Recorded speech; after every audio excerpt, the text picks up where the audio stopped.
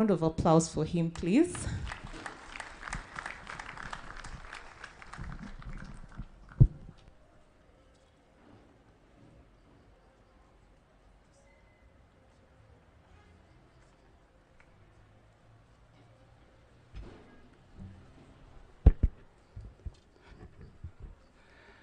God is good, and all the time.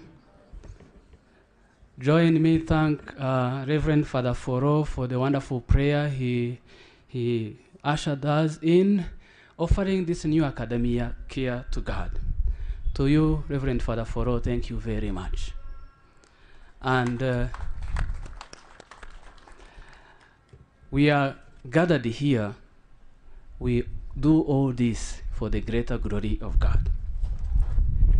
Your Eminence, Cardinal Peter Kodo Apia Taxon, the Chancellor of the Pontifical Academy of Sciences and the Pontifical Academy of Social Sciences, and Prefect Emeritus of the Dicastery for Promoting Integral Human Development, and Archbishop Emeritus of Cape Coast. Your Grace, Most Reverend Philip Anyoro, who will be joining us shortly, and Your Lordship, Right Reverend Bishop Rodrigo Meia, the titular Bishop of Ituri and Vicar Apostolic Emeritus of Sodo in Ethiopia. Very Reverend Father Jean-Baptiste Zamcho, Assistant to the President of the Jesuit Conference of Africa and Madagascar, representing the President of the Conference. Mrs. Muhoro, the Chairperson of the Hakima University College Council. Esteemed council members here present, the representative of Tangaza University, Dr. Mondo, who is with us, Reverend Dr. Emmanuel Foro, Director of the Jesuit Community, here present, alongside the rectors from different religious congregations here with us. My dear deputies, Jacinta Opondo, Sister Dr. Jacinta Opondo, Deputy Principal Academics, and Reverend Father Francis Anyanzu, the deans of our schools, and the director of the directorate for the proposed Hakima University, all our directors here present, the faculty, the students. It's an honor to welcome you here. Good afternoon. I take this opportunity and I take it as an honor and a privilege and a responsibility to welcome you here at Hakima University College. Last year, we had set our motto as moving from better to best. Not because we wanted to be arrogant, but first of all, we wanted to acknowledge that what our predecessors have done has been wonderful. And in the Ignatian Magis, we wanted to go further. We dreamed big, and 99% of what we had set out to do, we accomplished it. Please join me, thank God and one another and the team for all that was accomplished. Far from being Pelagian, we rely on God's grace. We truly believe that if the Lord does not build the house, the work of the builders is useless. Unless the Lord watches over the city, the guards stand watch in vain, as you know from Psalm 127. This year, the 41st academic year of Hakima University College, our motto is forward and upward, a bold vision filled with hope, taken from our newest strategic plan, 2024-2030. Going forward means to continue doing something, to proceed, to build on what has been done. It entails going from strength to strength, building on our predecessors and learning from our mistakes. Mistakes, says the late Adolfo Nicolas, can be material for learning and for gaining wisdom. So don't discard just mistakes. In his remarks during our Pioneer Conference last academic year, the very Reverend Father Fraten Masawe underscored why Hakima was called Hakima, why this college was called Hakima, and I quote, Hakima was the name from much of the first batch students of 1984. After the then rector, Father Henry Dedeker of happy memory, consulted us. Hakima is not only a Swahili word familiar to many of us in Kenya and in many other languages of Africa, it has also its roots in the Middle East and in the Hebrew language, kokuma, meaning the capacity to use knowledge and live the experience to make good decisions and judgments. At the heart of Hakima is discernment, but peculiar to the Society of Jesus. For us, Hakima, he continues, Hakima was the right name for a newly created first Jesuit school of theology in Africa. It was intentional. It carried the dream, the vision, and the praxis we had in mind. We knew we needed the ability to be able to use our knowledge and our contextual experience, our theory and practice for the good of Africa, and indeed the Africa that needs contextual learning. This kind of theology we had in mind could not just be done elsewhere. It was important that it happens in Africa. We desire to move forward and upward this dream of our predecessors, to use knowledge and experience for the good of Africa and the world. We desire to be local, but also we want to be global. Indeed, leadership is about making an influence for the good of others. Leadership is making those around you rise. The Rwandan proverb has a saying that invites those embarking on a journey to look forward, and it says, uzirinde gusitaza agatsinsino. As if to say, avoid stumbling on your heels. If you should fall, do so while going forward. We have several biblical figures who exemplify the ability to move forward and upward. For instance, the figure of Abraham first wavered and struggled. He even fell into what one would call a problematic relationship with a slave girl. Yet, we see him rise and follow the Lord forward. Moses killed the Egyptian who had taken, and he had to take refuge to Midian for 40 years. But the Lord set him on a new trajectory forward by an appearance before the burning bush, and he sends him forward to save God's people from tyranny in Egypt. To accomplish this mission, Moses had to be transformed himself first and obey God as a critical way of walking forward. As we set out this model of forward and upward, it is best if we are transformed inwards first.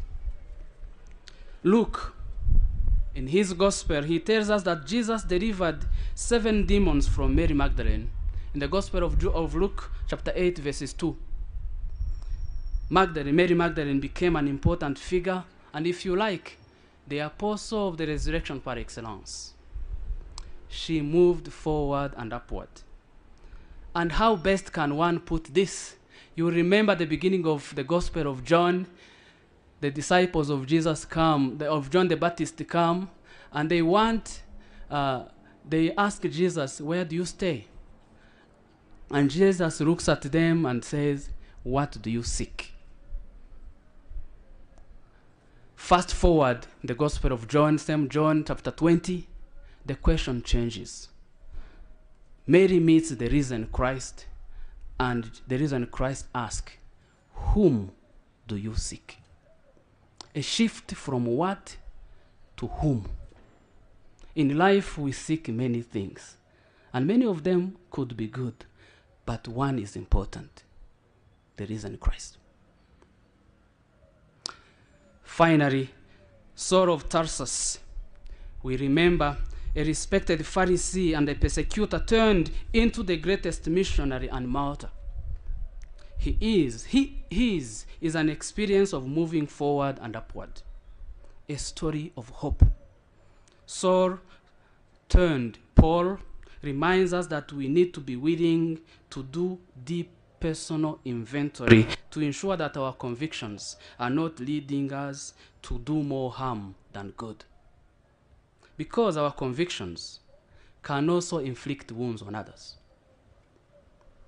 So as we move forward and upward, let us learn from St. Paul.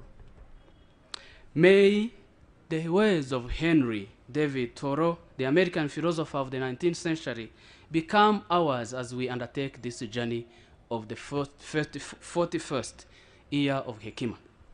And I quote, "To be a philosopher is not merely to have subtle thoughts, nor even to found a school, but so to love wisdom, Hakima, so as to live according to its dictates, a life of simplicity, independence, interior freedom, and magnanimity and trust." Dear Hakima family, to move forward and upward, we need to work on our attitude. The Vice Chancellor of the Catholic University of Eastern Africa, with whom I was with the Cardinal, asked me to tell you about this, that attitude matters. As we begin this academic year, he said, "What is it that you would want to see at the end of this year, this academic year in May? Set goals and be a person of character." Then he said, attitude also matters in how teachers and students relate to one another. An attitude of a student can change the whole atmosphere of the class, and vice versa. To do that, we need to move forward, to repair, to renew, and to reset.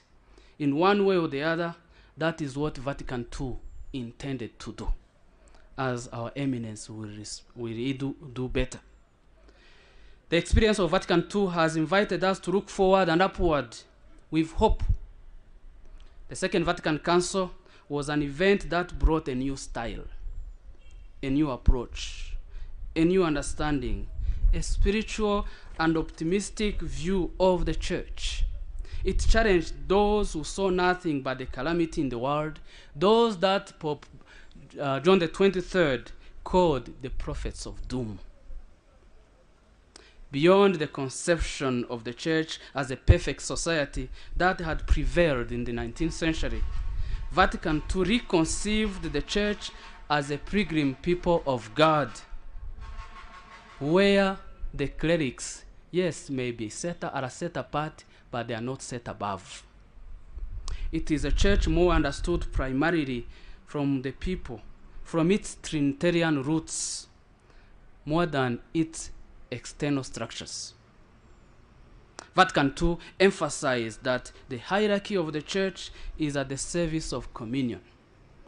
At the heart of Vatican II is the paradigm shift that explains its synodal and theological style. Jesuit historian John O'Malley has even put it even better, and I will summarize in a simple litany of some of the elements that show how Vatican II moved forward. Vatican II moved from commands to invitations. We have no anathema seats in Vatican II. From laws to ideals, from threats to persuasion, from coercion to conscience, from monologue to conversation, from ruling to serving, from withdrawn to integrated, from vertical to top-down, and top-down to horizontal, from exclusion to inclusion, and the list goes on. My dear friends, I hope these qualities of Vatican II become ours. These are the qualities of the Synod on Synodality. So as we move forward as a Hakima, what is it that marks our moving forward? It is marked by our new strategic plan, and we are deeply grateful to the conference and the provincials for their approval. We move forward with a new spirit, a new strategic plan for the next 6 years. We officially launch it today. Our deepest aspiration is that HUC will continue, Hakima University College will continue to grow and as an excellent institution of the Society of Jesus in Africa and beyond. As all growth, Hakima will require to leave behind those safety nets or safety valves on which we depend. Growth is necessary for any living organism. While honoring the tradition prefaced by our predecessors, for Hakima to grow, we also have to acknowledge the signs of the times. It is not just enough to do theology. We have to embrace the demanding reality of education today and ever-changing need of the challenge of the spirituality of superficiality, what Adolfo Nicolas has called the globalization of superficiality. This may require interruption at times, or even following the words of St. Paul, it may follow an invitation to be transformed by the renewal of our minds. In St. Paul chapter 12, the letter to St. Paul chapter 12, letter to the Romans. These next years, we hope to keep teaching and learning excellently. Facts are there and they can be obtained on the internet, so our methodology of teaching matters. Research and publication mark a university. Community outreach service are important. I encourage our faculty to look for grants. Expanding our facilities is important. We hope that in the next years we could be in a bigger auditorium. We hope to add 3 more programs to those already existing at Hakima University College.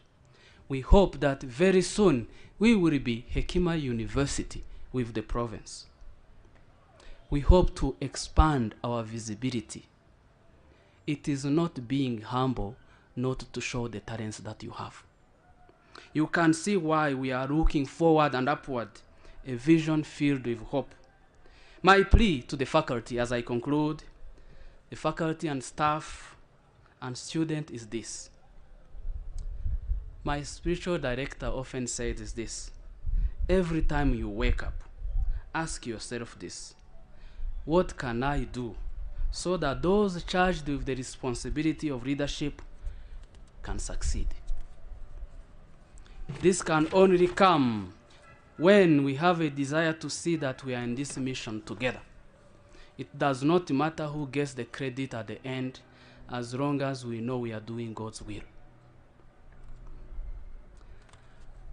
To our new students, one day some students were in school, and a student raised his hand and asked, "Teacher, can a student be punished for something he has not done?" And the teacher said, "And why would you be punished if there is something you have not done?" And then the student happily responded, "Oh, thank God.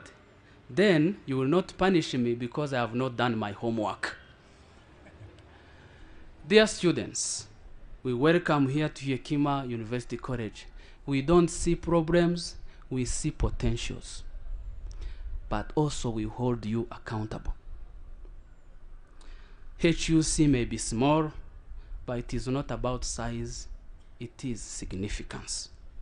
I invite you to take a journey in a serious scholarship. Very few people will be interested on whether you are wearing a golden chasuble. They will be marked by how you help them to change their mess into a message. I have nothing against golden chasubles, but people will be more impressed by what comes out of you, how it changes their lives. And isn't it what maybe René Descartes says, inviting us to be deep? You remember he says this in one of his quotes. The reading of all good books is like a conversation with the finest minds of past centuries. This means that there is a value of literature as a bridge across generations and cultures. When we immerse ourselves in the ways of great authors, philosophers, and thinkers, and I would stress those from our continent as well, we engage in a silent dialogue with them, tapping into their wisdom, insights, and experiences. These books become vessels of knowledge, allowing us to transcend time and space, to commune with the intellects that have shaped civilizations. Each page we turn is an invitation to explore new ideas. Dear students, may I invite you not to be just content with the minimum. As you come to Hakima University College, let me heartily welcome you. My plea is that you get ready to have a conversation across generations. We have been deeply honored to have His Eminence, Cardinal Peter Turkson, with us. I want to thank the faculty, especially those who proposed his name. When we inquired from the faculty, it did not just come from one person. Your Eminence, may I ask you, and in the presence of everyone here, that we welcome you.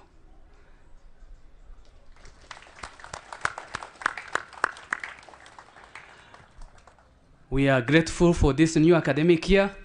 We move forward and upward with hope. Thank you very much.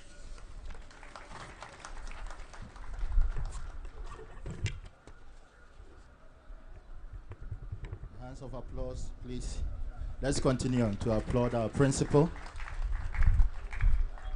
for the opening remarks and the exposition of the academic year theme.